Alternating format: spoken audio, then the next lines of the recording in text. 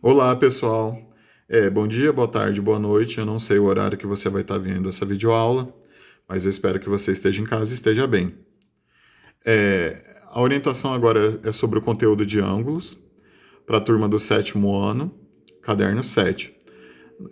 São as aulas 4 e 5. Para desenvolver as atividades, é fundamental fazer a leitura e interpretação aqui dos exemplos.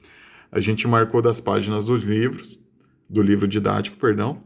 Só que, além disso, a gente colocou no caderno de atividades quais são as partes fundamentais para a gente fazer a leitura. Então, aqui tem como identificar um ângulo, a nomenclatura, por exemplo, ângulo AOB. A gente define esses pontos aqui, a gente pode chamar eles de vértices.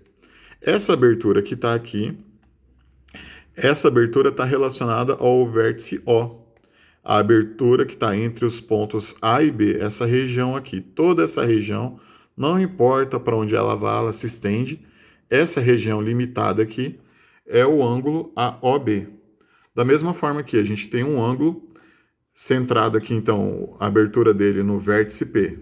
Então, a abertura entre aqui, então, os vértices M e Q. Toda essa parte, toda essa região aqui, a gente considera um ângulo, tá bem? Então, a ideia principal era fazer a leitura e interpretação desses exemplos. Aqui tem a ideia de interpretar o que são ângulos consecutivos e ângulos adjacentes. Essa ideia de ângulos juntos, interpretar qual que é a ideia, a medida ou a abertura deles, de acordo com o exemplo. Aqui a gente tem a marcação desses ângulos, a interpretação de como eles são, a ideia de juntar esses dois ângulos aqui, ó, ângulo AOC. Quando a gente junta esses dois ângulos, separadamente cada um deles aqui, ó, ângulo AOB, ângulo BOC, todas as aberturas aqui envolvendo o vértice, o ponto O, pode ser visualizado aqui. Se a gente eliminar esse traço aqui, ó, do vértice B, a gente tem essa abertura. Deixando eles juntos, então adjacentes aqui, essa ideia aqui principal, adjacentes consecutivos, a gente consegue observar eles aqui, ó, o vértice B. Dois ângulos formando um ângulo maior, nesse caso aí, tá? A gente pode ter mais algumas interpretações, mais alguns exemplos, mas a ideia principal é que a gente está considerando somar dois ângulos e encontrar o resultado um ângulo maior. E a nomenclatura, a forma de representar eles. Esse significado aqui, ângulos complementares. A ideia é considerar dois ângulos.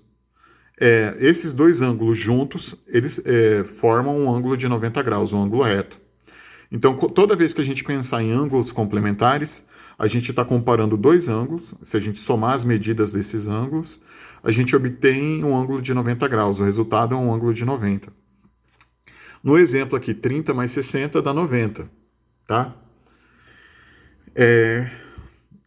Ângulos suplementares tem uma lógica parecida. A gente considera dois ângulos. Esses dois ângulos juntos, somado à medida desses dois ângulos, a gente obtém um resultado de 180 graus. Então, complementar tem uma relação com o ângulo de 90 graus, somar dois ângulos para obter 90. Ângulos suplementares, somar dois ângulos e obter o resultado de 180 graus, tá? Lembrando, ângulo de 90 graus a gente chama de ângulo reto. Ângulo de 180 graus a gente chama de ângulo raso. Tem outros nomes, mas por enquanto é isso que a gente tem de observar aqui nos exemplos. Aqui agora a atividade. Essa atividade, a primeira aqui, ela é um pouquinho fácil.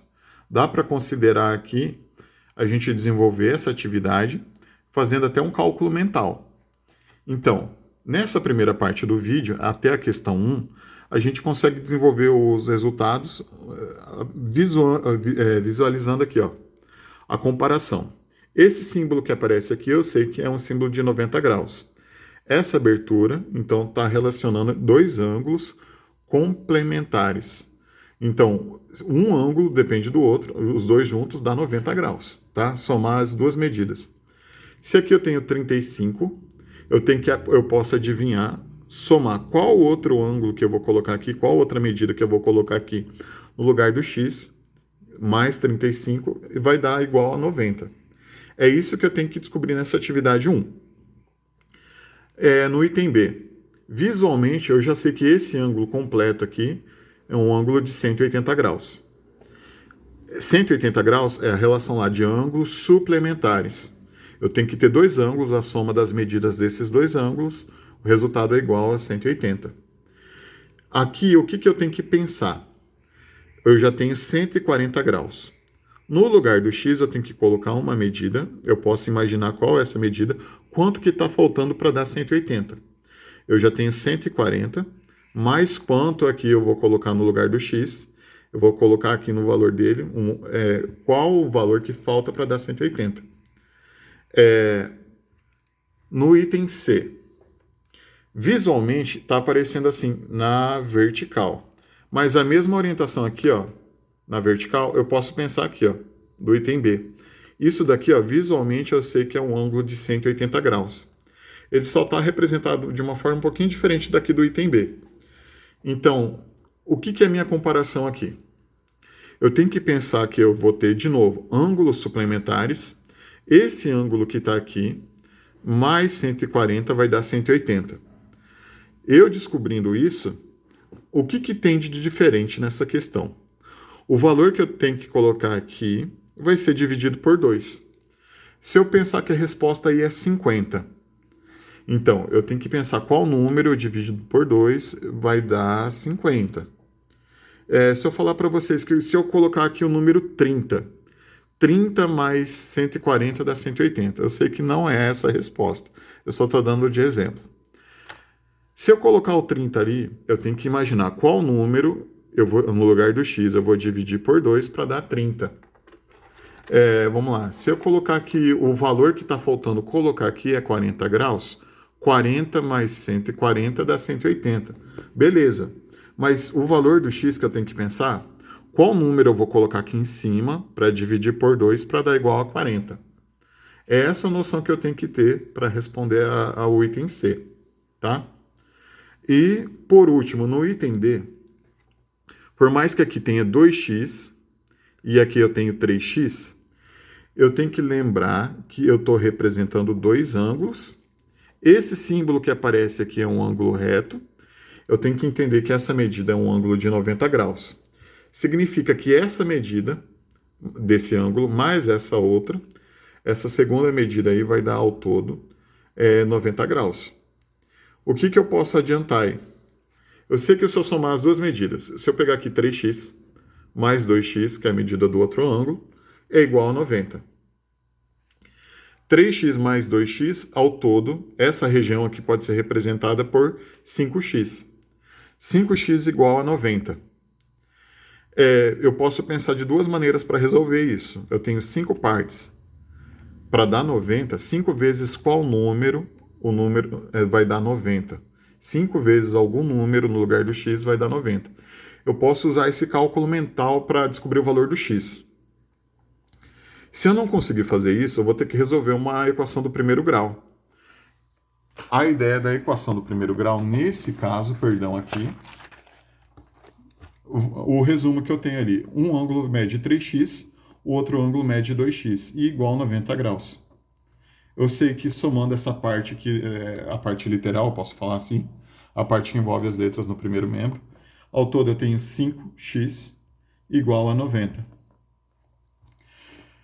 Para resolver uma equação do primeiro grau nesse caso, o oposto de multiplicar é dividir. Entre o 5 e o x, eu sei que a letra é mais importante. Ela tem que ficar no primeiro membro. Eu posso ter esse pensamento.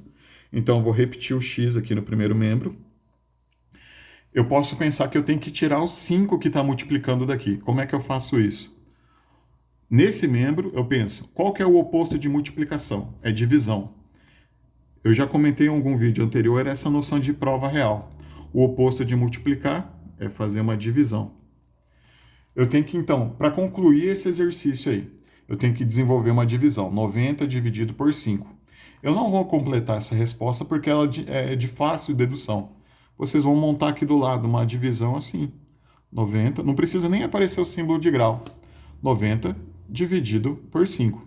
Vocês vão começar a desenvolver essa divisão pelo 9 aqui, tá? Uma vez. É isso que a gente espera de vocês para descobrir o valor do x e ter algum entendimento sobre o conteúdo de equação do primeiro grau.